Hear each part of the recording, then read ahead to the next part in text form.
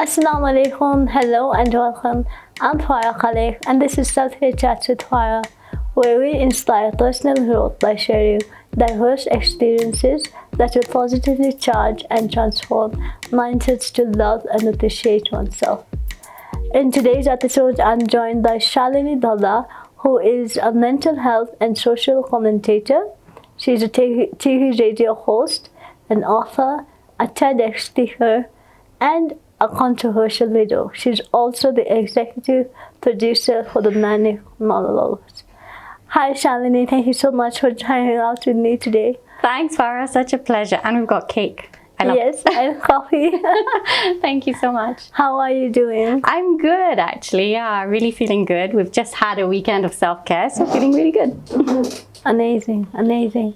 So tell us, I want us to, first of all, get into your titles. Tell us a little more about them. How do you mean titles? Your being a TEDx speaker and author. Yeah. It's funny how we label ourselves, isn't it? We have to be something for people to understand what we are. And I think I do have a lot of labels. I am, as you said, a controversial widow. I'm a widow. So I was widowed 6 years ago. And controversial because I say a lot of controversial things on Instagram with a colleague of mine, Ria. And I'm a TEDx speaker, really lucky to have done that here in Kenya and Engage as well. So I do a lot of motivational speaking. What were the other titles? An author. I have written 3 books. My first book was a memoir. The second was about dating, online dating. And a third is a self-help book. And I'm currently writing my 4th book. And then finally, the Manic Monologues. And I'm an executive producer for a show about mental health, which was here in October in Kenya. A show that came from the States. So yeah, I wear many hats. I get bored very fast. That's why I like to do loads of different things. Amazing. I love how central you are on self-care and mental health and development. Yeah, absolutely. One of the titles again is mental health and social commentator, because I have had such a varied learned experience of mental health. I'm very passionate about it. So I talk about all things to do with mental health, but also social commentary, because I think it's all tied in. Our social life, our work life, our professional life, personal. Mental health is part of everything. Just like your mental, physical, and spiritual health.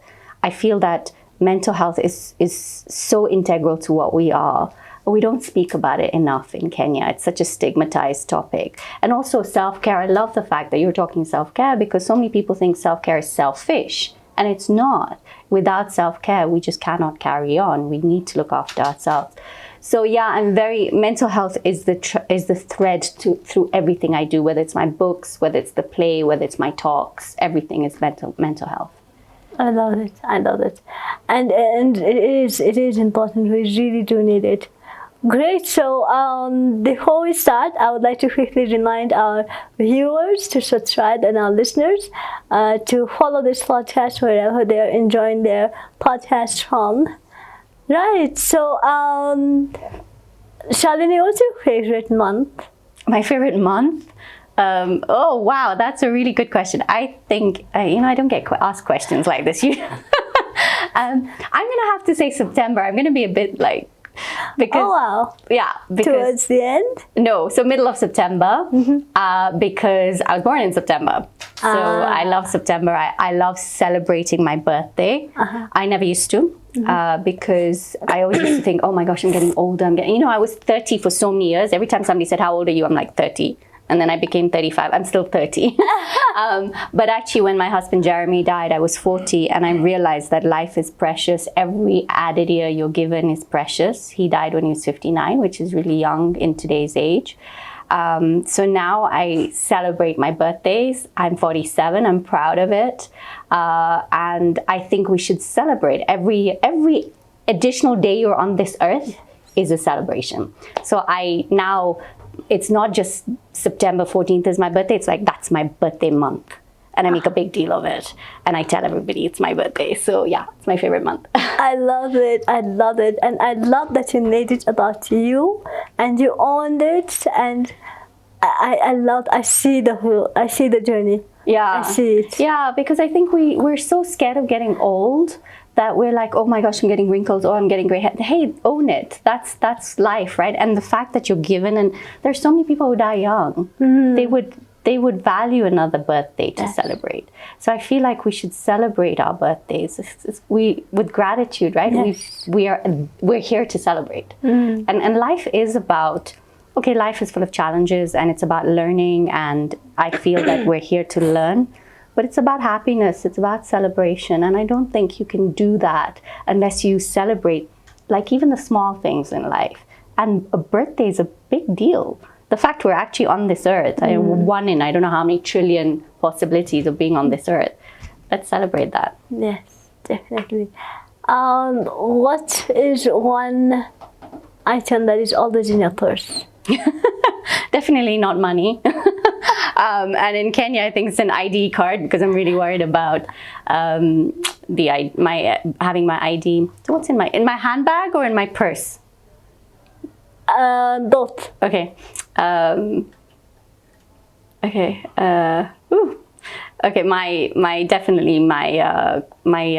business card. I always have a business card with me. Even if I go out for dinner, I'll have a business card with me just in case I need to give it to somebody. I love that. That is so I always interesting. have, yeah. So I'll have like my phone, I'll have my lipstick, and I'll have my business card. Business card. That's amazing. Nice. I love it. I've never heard that before. Yeah. I always hear like lipstick, or obviously, your wallet and your cards and. Well, nowadays you don't even need like money, or you've got M-Pesa in Kenya, so as long as you've got your phone. But I'll always have my business cards with. Even like when we've been out for an evening dinner or whatever, I'll have a business card with me.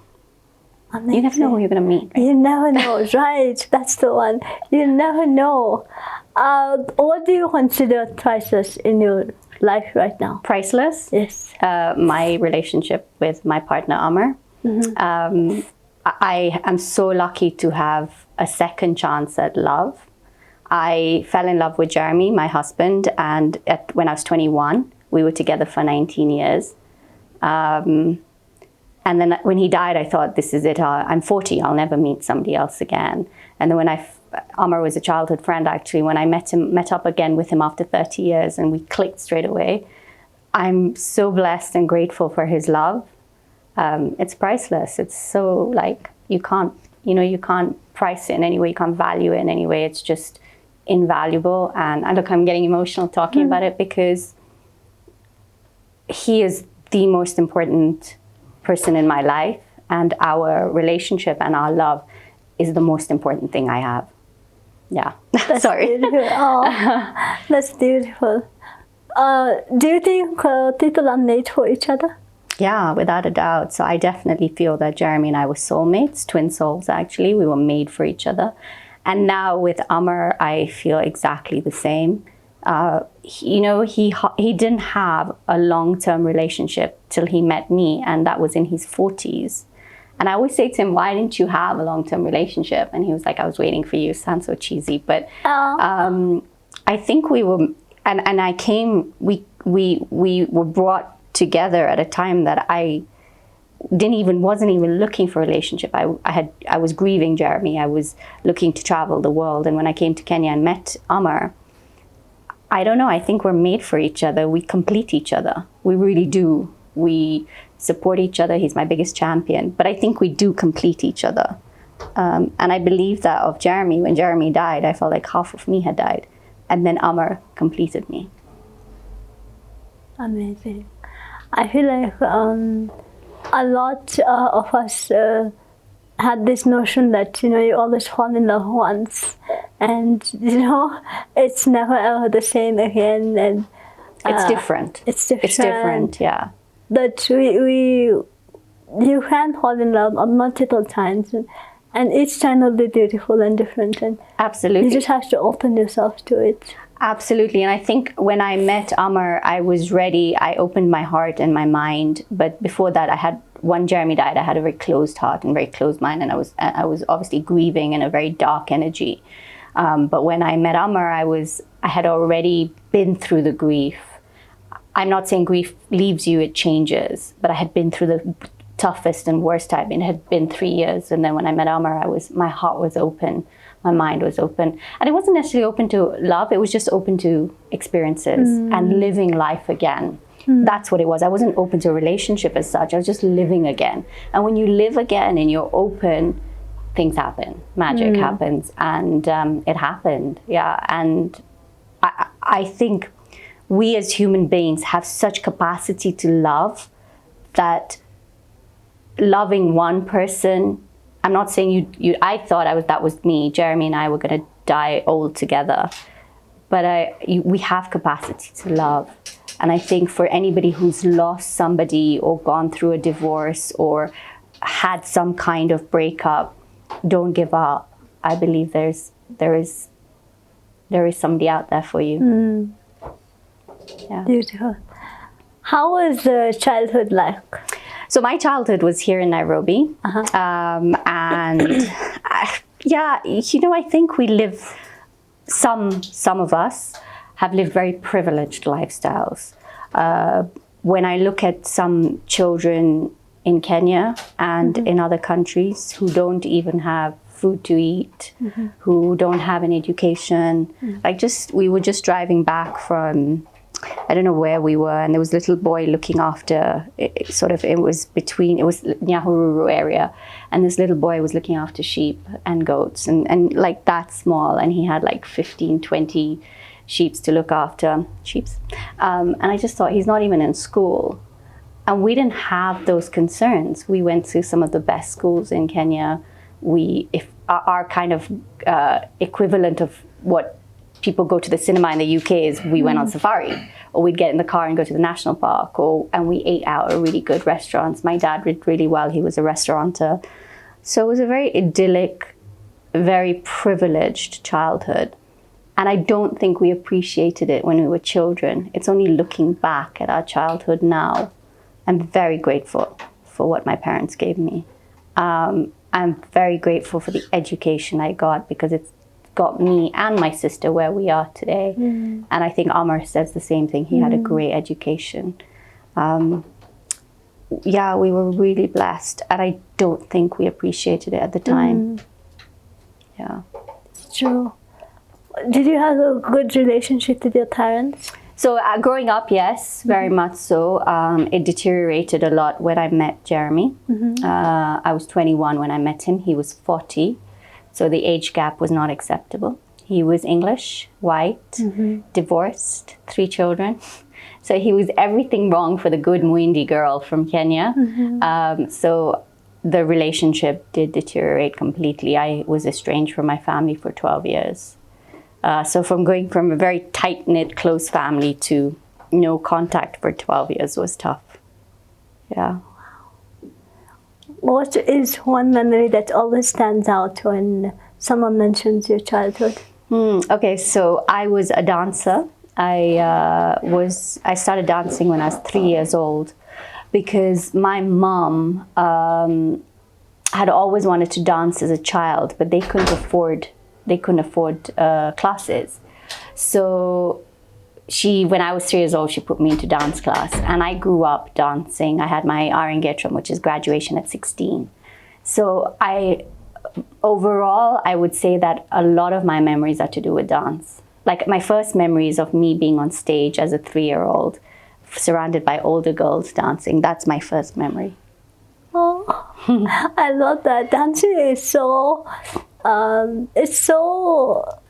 it's joyful. Yeah, and it has seen me through my worst of times, because I was a dance teacher. I ran a dance company in England, Just Joom. I had 300 instructors teaching my style of dance. So I set that up when I had my first bout of depression in 2002, and so then I went into dance in 2005, and then 2010 I set up my company, Just Joom. And Just Joom has seen me through the worst of times, and has brought me a lot of joy. And then when Jeremy died, there were 3 things that kind of brought me back. One was mindfulness, dance, and writing.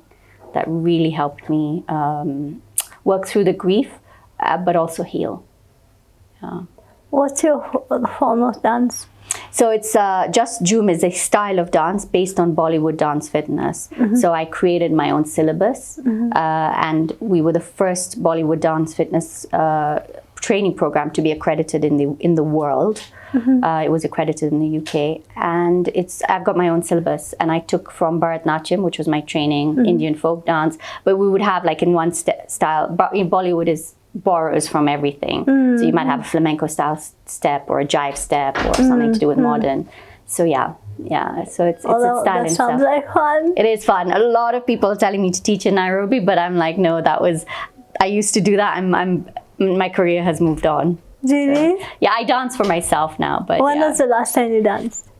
Actually, Amar and I dance a lot in our lounge.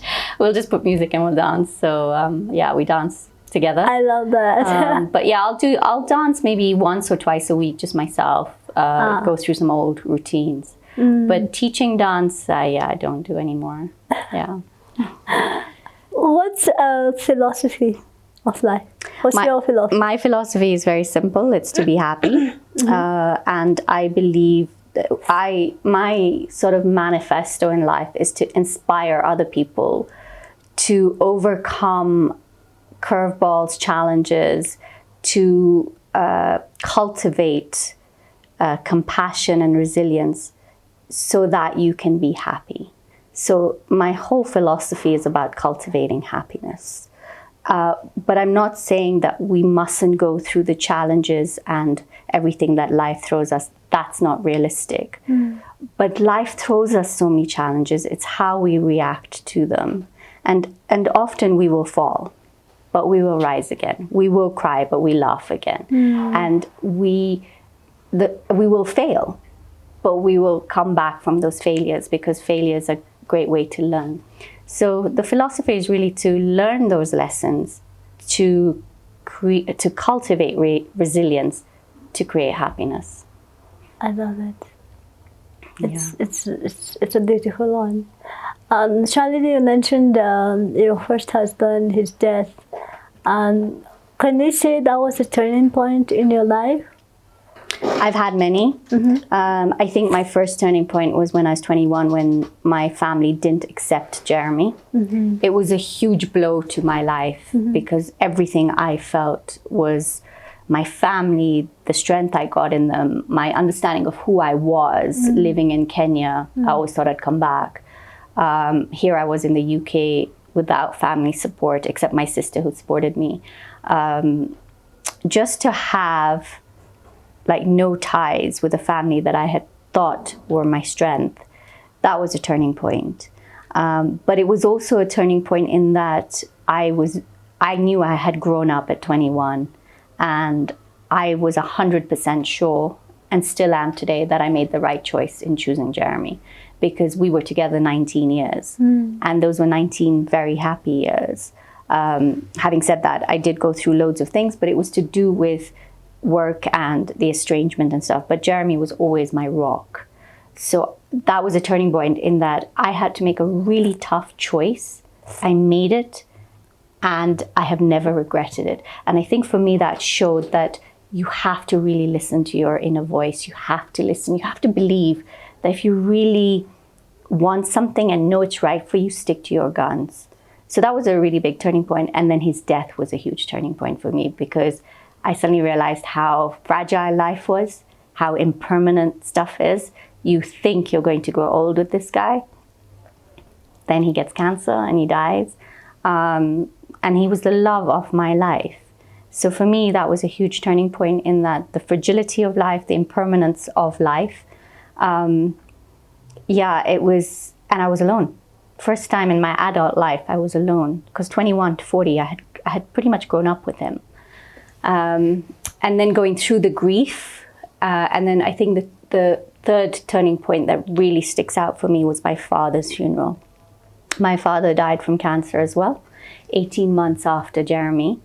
And in those 18 months, I had been trying to kill myself. My blood pressure was high. I wasn't taking meds because I wanted to die. I was eating really bad food. I was drinking alcohol. I was abusing painkillers and drugs because I didn't want to live. And I stood at my father's funeral, and I had this vision of Jeremy and my father together, wherever they were, out of pain, together as friends, because they had become friends actually in this lifetime. And they had both really tried to live, but cancer had got both of them. And here I was in my 40s, and I was trying to kill myself, and I had life. It wasn't my time to go. And so at his funeral, my father's funeral, I suddenly realized that I wanted to live again. I just didn't know how. I wanted to be happy again. I just didn't know how.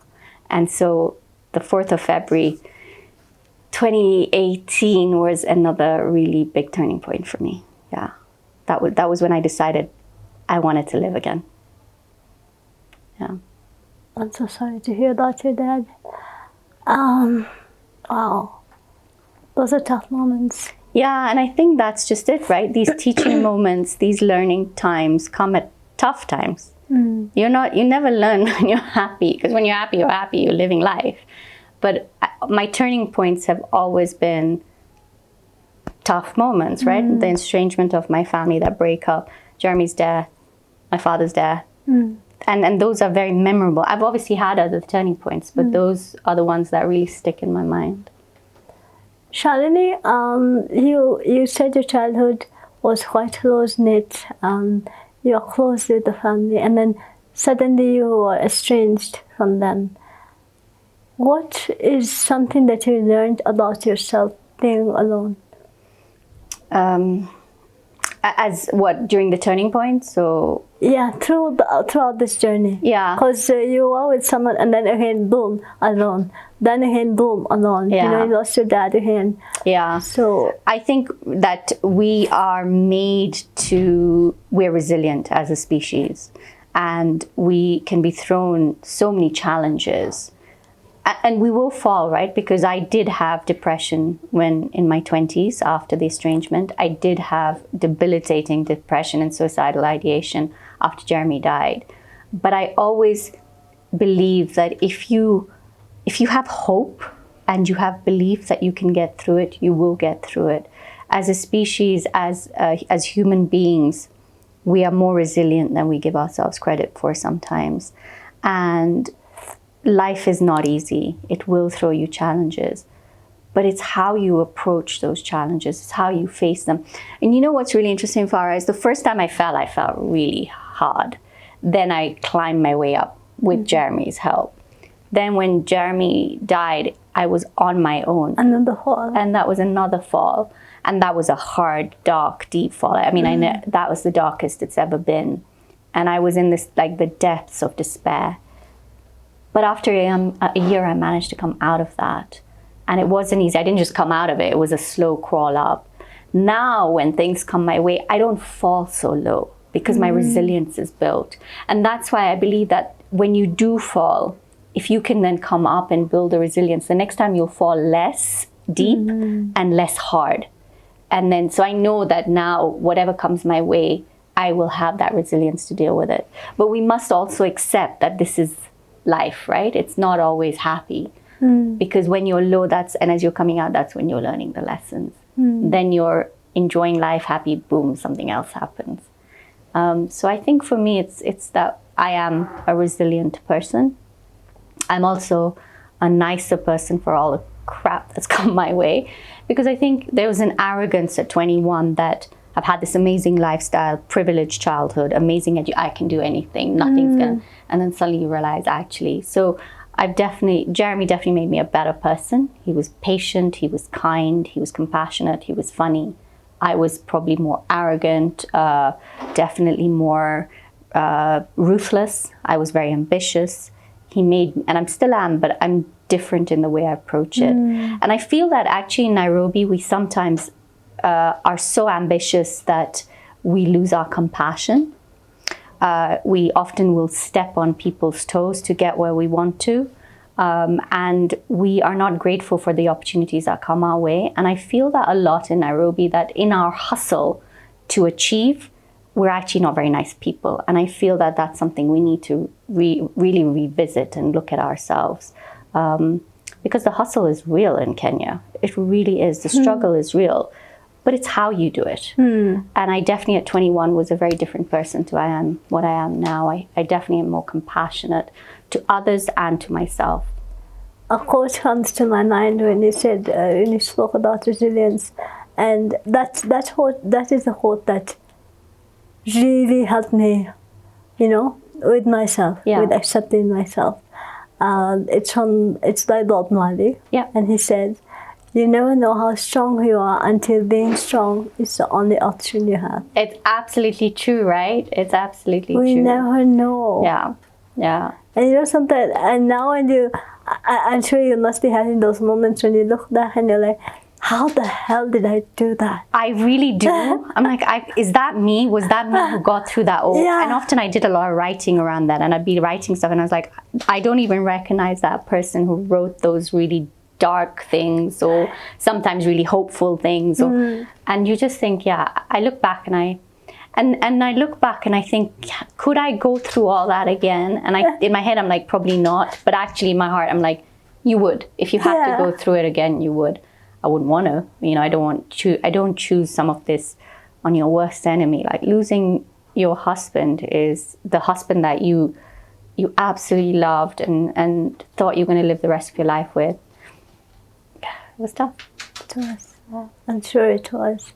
Also, another thing comes to mind is in Islam they believe that God only hears his strongest warriors, the toughest battles. I don't want any more. So I'm like, I don't even want anymore. I don't even want to be a warrior. Yeah. I didn't sign up for this. But yeah, that's because Shalini, if you look at someone else today, and you'd be like, oh my God, because you have no idea how that person is going through that. No. And they are looking at you and they're like, my God, how the hell does Shalini do that? I think look at the irony of things. It's true, right? I don't think we appreciate. It's really interesting because as tough as going through what I did as a widow. When I look at other widows and what they've been through, because I'm part of a Widowed and Young in the UK, and there are widows who've lost their husbands like when they're still pregnant or at 27, 28 when they've got 2 little kids. Or in Kenya, widows go through this whole ritual of sexual cleansing and they lose everything, their inheritance, their children, just their right to life. I was so blessed in that Jeremy had made sure I was financially okay. I was independent. I had my own career. I had a right over my life. And so in that way, I was blessed. So when I look at, yes, I lost Jeremy, but there are so many people worse off than me. I'm not saying I saw that at the time, because at that time, all I could think was, why me? Why me, yeah. What did I deserve to do? Why did I get this? Why am I getting these lessons? But as I came out of it and began to do widows activist work, there are people who are a lot worse off, And Jeremy dying was part of my journey. It was a lesson I had to learn.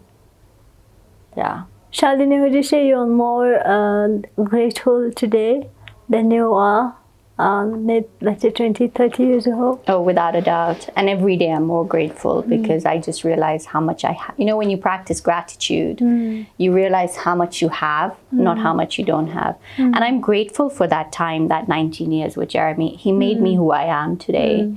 Our life together made us and has made me a better person. I'm grateful for those memories. I think if you are not grateful for the lessons and the memories and the present moment, you're missing a trick. Gratitude is to live in a state of gratefulness and gratitude is the best way to live your life. So I think gratitude and compassion come hand in hand together. And I'm definitely really grateful with what I have today. I mean, really, really grateful. Yeah. Nice. Amazing. So before we go on to the next question, I want you to start on your cupcake. Thank you. I'm like, I feel like I don't want to eat it. It's so pretty. Can we take some photos of it before I eat it? They look great. It's beautiful. It's pink. And have you been eating your cupcake? Yes, I have. Okay, I'm gonna take a bite. Although if I get chocolate in my on my teeth, you'll have to tell me. I will tell you. Really nice. Nice? I can taste strawberry, Amazing. So, Shalini, what are your 3 favorite qualities about yourself? About myself? Okay, I think I'm really funny. Amar doesn't think I'm funny at all, but I think I have a great sense of humor, so I'm going to say that as one. Well, you'll have to ask him. My resilience is definitely one of them. I'm extremely resilient. I feel I've got chocolate in my mouth. I think my sense of, I wouldn't say sense of fun, but more or adventure, but it's this hunger to try new things. I want to produce a place, so I'll just do it. I wanted to build a cabin in Jeremy's name in Nanyuki, so I just did it. I wanted to learn to ride a motorbike, so I just did it.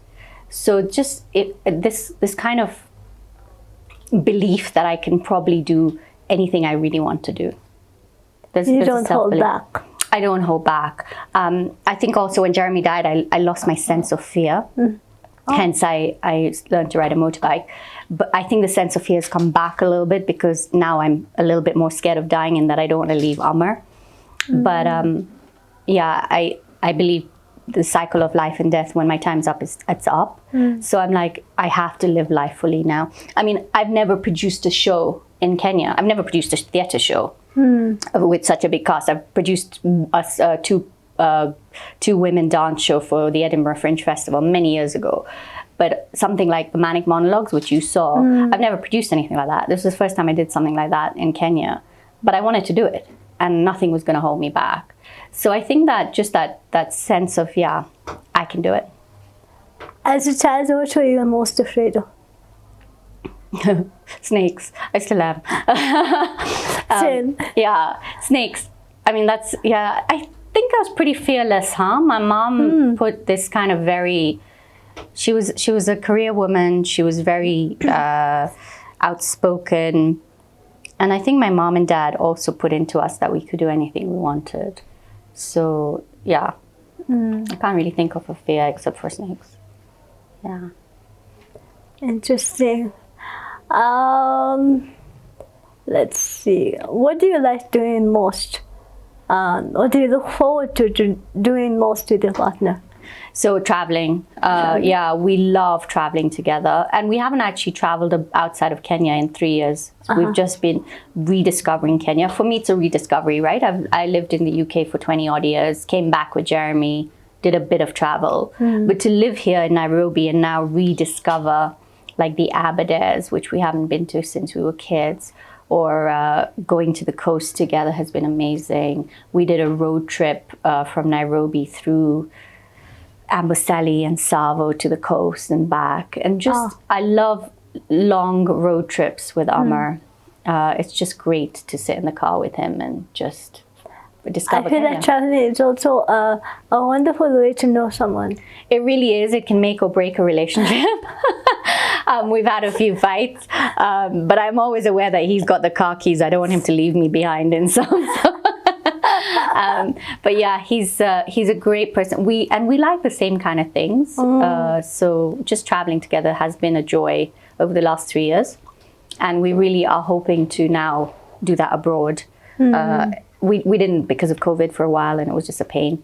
But also, hey, we're so lucky in Kenya. Like just getting into the car and going to the national park on a Saturday or Sunday is like for us, it's just so joyful. easy. Yeah. So it's amazing how we had so much within reach in Nairobi. You can go out to Naivasha, you can go out to Nanyuki, you can just go to the national park. Exactly. And spend an afternoon in the wild. I mean, it really is. It's amazing. It's really, I'll tell you one, we had a weekend and we spent 2 days in Aberdares, freezing cold, raining, like really cold. Drive out of the Aberdares to Nanyuki, boiling hot, beautiful. I love Nanyuki. It's like my second home. And then came back to Nairobi, and it's just a different, and the driving all through that was just so, Kenya is so beautiful. And then if you want, you can just get on a train or a bus or a plane and go to the coast. Yeah. So yeah, we are super lucky here. We definitely are. Kenyans, we love our country. If you could see a measuring scale. You're in the supermarket, picture this, or in a mall, and all of a sudden you have a superpower now, and as people are walking towards you or bypassing you, you're seeing a scale on their head. There's a scale. Yeah. What would you like to see? What do you want it to measure?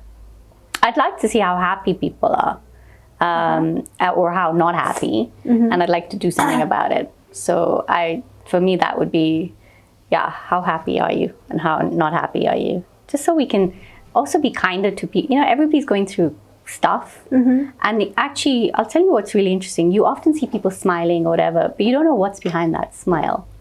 Or somebody's grumpy and you don't know what the reason is. And maybe we could just be, somebody might just push into you and you think, they're so rude.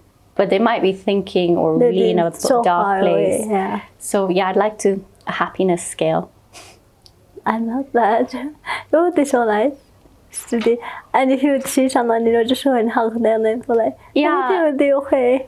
And maybe that smile that you give them could change how they feel about it. There's actually research done, that people who, you just smile at a stranger or somebody random in a supermarket or whatever, it could change their day. And there's research done on it that a smile can change somebody's day because you have acknowledged them, you've smiled at them, and you have given them some kind of positive energy. And actually that's why when we were wearing masks, it was because of COVID, it was really tough because you actually couldn't even you could make eye contact, but your face was pretty much hidden. Yeah. And we communicate with our face. That's our first, before we even say anything, we've communicated with eyes and our face and our mouth, right? So it's really interesting just what a smile can do. It is, it definitely is. When you look into the mirror, Shalini, do you love what you see? I see a lot of grey hairs these days and a lot of wrinkles. I don't dislike what I see. It's been a journey.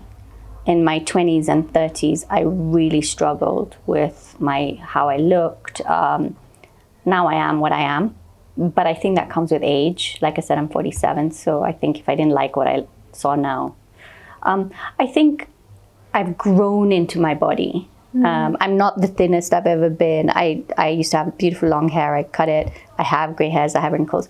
But I feel like now I own it. And I think that comes with just being grateful for being here. Grateful that I have two eyes that see, that I can talk, that I have all my faculties about me. So I'm not displeased. What's your favorite part about you, about your body? My eyes. Really? Yeah. You have beautiful eyes. Thank you. Yeah, because I think you can tell when I'm sad by my eyes. You can tell when I'm happy. You can tell when I'm angry. My eyes. I love your smile too. Thank you. You have a beautiful smile. Thank you. Yeah, it used to be my hair, and then I had a lot of hair loss in the last few months. I don't know why. I think it might have been hormonal. So I was like, when you're in the shower, and I was just in the shower, and I was just like, the hair was just coming out, and I was like, and for me, my hair was like such a big deal. I was just like, just cut it. And if you don't like the hairstyle, it'll grow. And the minute I cut it, I felt like just, okay, fine, that problem has gone. I can now just forget about it. And I really have. Because I think we put so much emphasis on our looks, right? We put so much like, oh my God, my hair, and man, just get rid of all that nonsense. What's in here, right? What's in here? And that's why I like my eyes, because I think it really does tell people what's in here. Like, you can tell how I'm feeling, and so you can't tell from my hair. So I think my eyes tell a lot, and I'm grateful for them again. That is so powerful what you mentioned. We love the outwards, the beauty, the looks, but it really is, just as we say, beauty is in the eyes of the beholder. Yeah. So it really is in your eyes how you see yourself. Yeah. And I think also, Farah, you could have this beautiful woman, beautiful hair, beautiful body, but if they're not authentic, if they're not compassionate, if they're not kind, if they're just all about the look, I'm turned off by that nonsense. I will dress a certain way. People might say, "Oh, you know what? Why are you wearing that?" I don't care. This is how I dress. I'm comfortable. But if what's in here in your heart and your mind is not clean and kind and compassionate, it will show. You could, and I think we are all about outward beauty in the world globally. I think it's a nonsense, right? Because this outward beauty is going to fade. The older you get, it's gonna go. But what's in your heart is not gonna change, right? Unless you change, like you're a really horrible person, you change. And I always say this, that a person can be beautiful, they could be talented, and you might remember them for that. But what I really remember about a person is how they treated me, how they were with me, and how you felt, and how I was made to feel by them. And if that's the case that way, then it's that way as well, right? People aren't going to remember me for the manic monologues or the books, or how did I make them feel. And I think we have to change the way we think. It's not about how beautiful your hair is or how beautiful my eyes are, or whatever. It's how did Shalini make me feel? How did she treat me? And we treat people so badly, huh? We go into a restaurant, we're like, hey, bring that here. We don't ask people their names. I always go into a restaurant, I say to the waiter, what's your name? Hi, what's your name? Because they're a person doing their job. Let's treat them with dignity.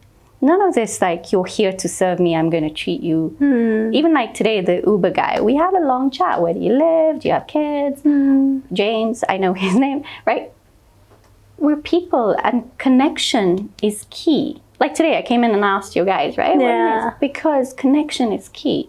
And without connecting with people, life is, it's not worth it. Our connection is, we will remember this more than what I said, right? How did you make me feel? How did I make you feel? That's what we're going to remember. So connection is key. Yeah. So important. What's your idea of relaxing? Okay, so I don't drink alcohol anymore. My body just can't take it, because I always used to think it was a glass of wine in my hand. Don't do that anymore. What do I do like relaxing? I love reading. I love reading. And Amar is a big reader as well. So I had lost the love for reading for a few years. And only in the last 12 months, because Amar reads so much, I've come back to it. I'm happiest with a book in my hand. And I have just started reading again so much. And yeah, we could literally, when like we were at the Aberdairs, like I said, we spent a whole afternoon just reading, which and not being guilty about it as well, because I think sometimes like we should be doing other stuff. So my favorite time is, yeah, I love reading. How do you take care of yourself? How do I take care of myself? Okay, so I meditate, and I dance. I love working. I'm not apologetic about it. I do like a project. So when I had the manic monologues, like for 6-8 weeks, that's all I did. I worked like crazy. And then when that was done, I stopped and I relaxed and I read and we traveled and stuff. So I eat well. I do Pilates twice a week. So in that way, physically. So I believe that you have to look after 3, 4, 5 aspects of yourself, but 3 really: your mind, your body, your spirit. So the way I look after myself is I nourish my mind with meditation and gratitude and compassion. I sleep well, I eat well, I exercise, so that's my body. And then spiritually as well, I will do things like altruism and compassion stuff. So I think you have to look after yourself in 3 different ways, and they feed each other. So I can't say to you that, oh, I do this every day, because I don't even meditate every day, huh? Some days I'll like breathe, do some breath work for 2 minutes, and sometimes meditate for an hour. It just really depends. I just don't put myself under pressure anymore. And I really, I think my biggest way of looking after myself is to nourish and nurture my relationship with Amar. because that gives me a lot. So definitely, again, it goes back to connection. So it's not like a one thing, it's many things. I journal when I feel like it. Yeah. I love. Someone listening to you right now, they're confused. They're stuck in a rut. What should you tell them to do? To something simple to incorporate in their life, in their daily life, that will just help them stay grounded, stay focused. I would say learn meditation. Because meditation feeds in many ways. You know, the problem with meditation, it's got a very bad perception. So people think you have to sit for half an hour or an hour cross-legged, prayer beads, incense. That's rubbish. Meditation could be a minute of breath work. So I feel that if you can learn to go internally with that inner voice, that's what you need to do. And that you can do through mindfulness and meditation. A minute a day could make a difference. A minute? A minute. And then that becomes maybe 3 minutes and then 5 minutes. Because just a minute, you know, when you're anxious and you just stop and you go, okay, I'm just going to put my hand. So I just put my hand on my heart, one hand on my stomach, and I'm just going to breathe deeply and tell my heart that all is well. If I can just do that for a minute, then my heart and my mind will believe all is well, even if all is not well. But you come to it with then whatever's facing you, you come to it with clarity. Because what happens when you are overwhelmed or anxious is your mind gets cloudy and you can't face whatever you want to face with clear mind. So, you know, you'll know this, Farah. Do you remember 3 Idiots? Yes. Amir Khan, he says, all is well. Do you remember? And then they sing the song, all is well. So when I heard that, I was like, oh, that is so powerful. Because he says, tell your heart and your mind all is well and believe it. So now I do a meditation called All Is Well, where I'll put my hand and I'll breathe in all, hold your breath is, breathe out well. And I'll just do that for a couple of minutes. And my heart and my mind believe it. And then I come to whatever my problem is with a clear mind. And I think if you can just learn that kind of meditation, that breath work, your life will change. Because suddenly nothing is as important as breath. Nothing is as important as breath. If you're not breathing, you're dead. So yeah, learn to meditate. Learn to breathe. Learn to breathe properly. Yeah. Right. I love that. Learn to breathe. I do that at night because I feel like it helps me to sleep. Yeah. So I always at night I'm listening to my breath. Yes. A lot. Perfect. And also when we're anxious, we breathe up here. So it's about breathing in your stomach. And if you put your hand on your stomach and feel the rise and fall of your stomach, you know you're breathing well. Because what's happening is your breath is going into your lungs and oxygenating your blood, which is what you need to do. Whereas when you're stressed, you breathe up here. So you're not letting the breath go into your lungs. You're not oxygenating your blood. It's all physiological. And those physiological differences makes a difference to your mind. So learn to breathe. That's my tip of the day. Right, learn to breathe. I love that. We'll all take that home with us now. Let's play a small game. Okay. Never have I ever. Oh gosh. Okay. So I want you to take a bite of your cupcake if you have. Okay. I'm scared of this this particular game. All right. Number 1. Never have I ever gone to a party I wasn't invited to. Do I say yes or no? Do you take a bite of your cupcake if it's a yes? If it's a yes. No, say that again. Never have I ever gone to a party I wasn't invited to. Yes, I have been to a party that I've not invited. A few actually. I love this. Oh wow, a few? How many bites of cake? I could eat the whole cake. Okay. Oh, I love. Never have I ever lied to a law enforcement officer. I'm a good girl. Oh, okay. I don't lie. Have you ever gotten a speeding ticket? No. Oh wow. Well, I don't drive in Nairobi, but in the UK, no. You're a really good girl. I was good. I used to love driving in the UK. I love it actually. But I was always within speed limit. You're a really good girl. Never have I ever left someone on red. On? On red. Bluetooth. On what? Bluetooth. Oh. Red. Oh yeah. So you had to do her thing. Oh wow. Sorry. Never have I ever used a dating app. Oh no, I use many. Oh, you? Yeah, my whole second book, Oh, yes, yes. Online Dating at 40. I was on 6 apps at one time. Oh my God. Look at the guy there. I wrote a book about it.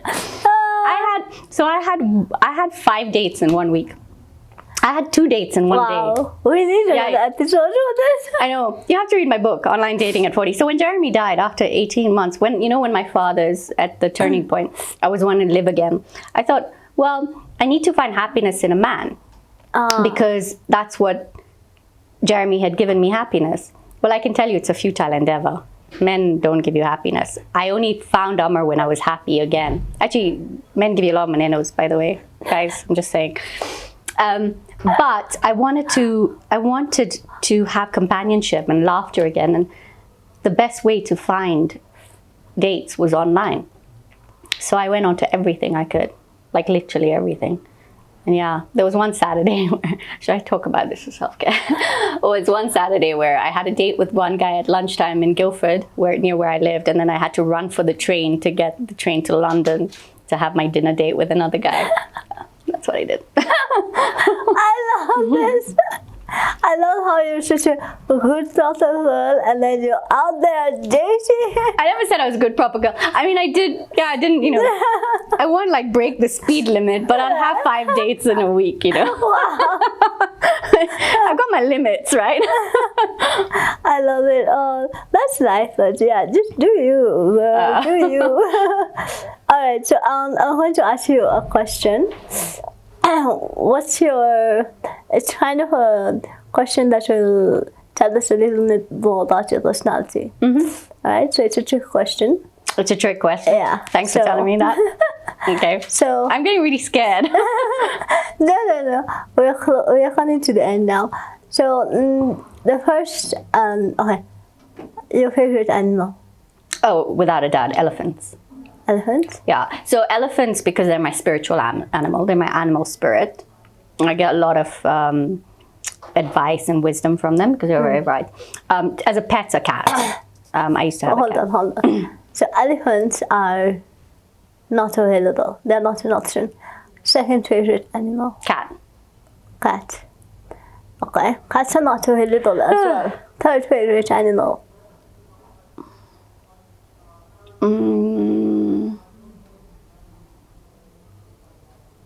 Okay, leopards.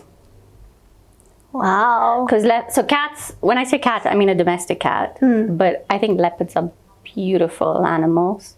They're also quite shy, and they're smart. So yeah. But why aren't you giving me elephant? I love you. Because you're going to listen to the interpretation of this now. Okay. All right. So the first animal is how you see yourself. Oh, wise. That's so not true. The second animal, the cat, is how others see you. Okay, so cats are seen as quite aloof and like very like in charge. Mm-hmm. Like my cat, Tabasco, when he was alive, was the king of the house. Like where he sat, you couldn't, like that was his place. When he wanted to be fed, when he wanted to be picked up. So that's how others see you. Okay, that's not good. Okay, wait for it, because... Wait for it.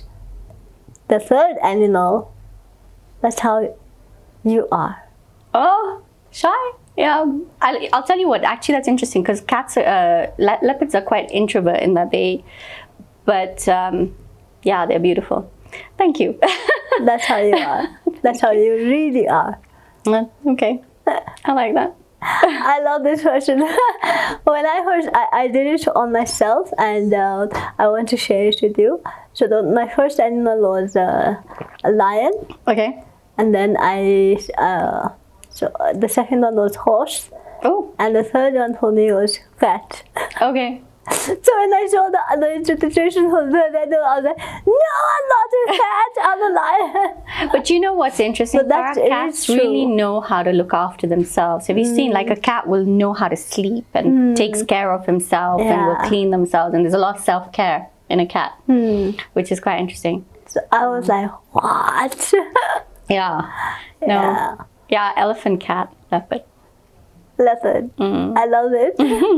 Leopards are so beautiful. They're They're an beautiful. amazing animal. Yeah, they're beautiful. Wow.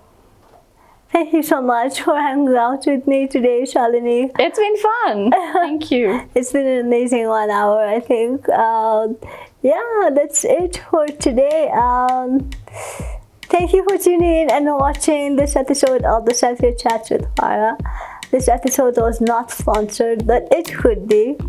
If you enjoyed this episode and you'd like to support the show, do share it on social media, share this episode, leave a rating, leave a review. You can also tip me on my coffee page. As always, all the relevant links will be in the show notes for our listeners, and for the viewers, do check the description box. And yeah, that's it from me. This has been Farah Khaleck, and remember, love you always.